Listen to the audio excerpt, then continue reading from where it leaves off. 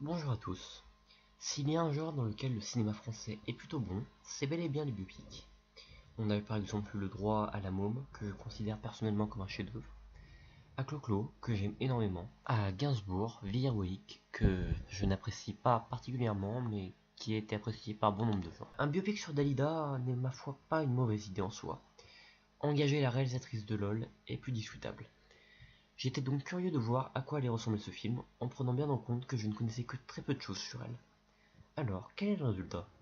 Le film raconte l'histoire de Yolanda, alias Dalida, qui, grâce à ses chansons et sa voix hors du commun, subjuga le monde entier.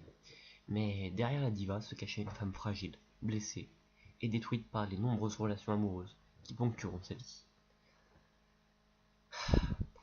Il n'y a pas pire sensation en sortant d'une salle de cinéma que de se dire « c'est tellement dommage ». Ce film n'est pas mauvais.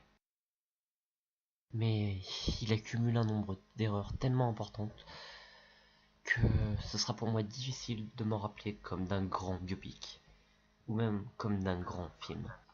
Parlons de ce qui va bien pour commencer, et notamment du casting en général, qui est vraiment excellent. Zeva Alviti est parfaite, c'est l'actrice qui joue Dalida, et elle est juste géniale. Je ne serais vraiment pas surpris de la retrouver au prochain César. Petite mention aussi à Jean-Paul Rouve qui m'a vraiment épaté pendant ce film. Je sais que c'est un très grand acteur, mais ces dernières années il ne l'a pas beaucoup montré. Le reste du casting s'en sort très bien, il n'y a aucun problème de ce côté. Esthétiquement c'est irréprochable, c'est magnifique. Les décors reflètent très bien le design de l'époque. Les costumes c'est la même chose. J'ai trouvé plutôt intéressant le fait de parler de la nouvelle génération de musique qui s'est développée pendant les années 60-70. Donc le rock, le yéyé, et du fait surtout que les artistes ont dû s'y adapter. La musique, c'est bien entendu des chansons de Dalida, pour la grande majorité, et pour la plupart du temps, c'est assez bien placé. Enfin, à part la chanson Bang Bang qui commence pendant une scène de suicide. J'ai trouvé ça légèrement de mauvais goût, mais ce n'est qu'un détail.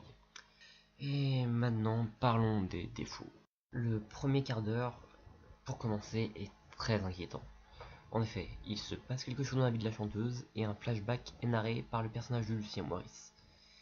Et le film va beaucoup trop vite.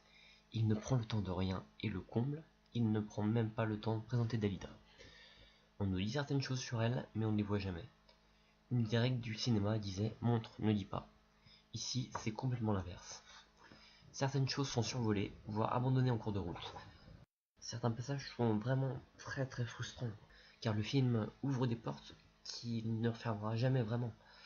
Et il finit par donner quasiment plus de questions que de réponses. Sur ce point, c'est un semi-échec. Un biopic est censé raconter la vie d'une personne, et pas uniquement se concentrer sur certains points. Le film tourne majoritairement autour des amours de Dalida, et cela devient un peu répétitif à un certain moment. On aimerait voir d'autres facettes de sa personnalité. Le film a un goût d'inachevé vraiment désagréable. Il est quasiment obligatoire de faire la comparaison avec Clo-Clo, qui réussissait à mélanger la vie sentimentale du chanteur et sa vie privée et professionnelle. Donc c'est pas impossible. C'est vraiment dommage, c'est vraiment du gâchis. Mais, ce serait de la mauvaise foi de dire que ce film est mauvais. Il a des qualités pour lui, et même s'il n'atteint pas forcément son objectif, il reste quand même plutôt divertissant et permet d'apprendre certaines choses sur la chanteuse.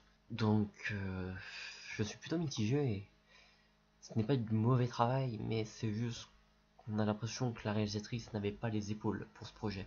Donc tant pis, mais bon, on aurait pu s'attendre à pire. Je lui donnerai 12 sur 20. À la prochaine.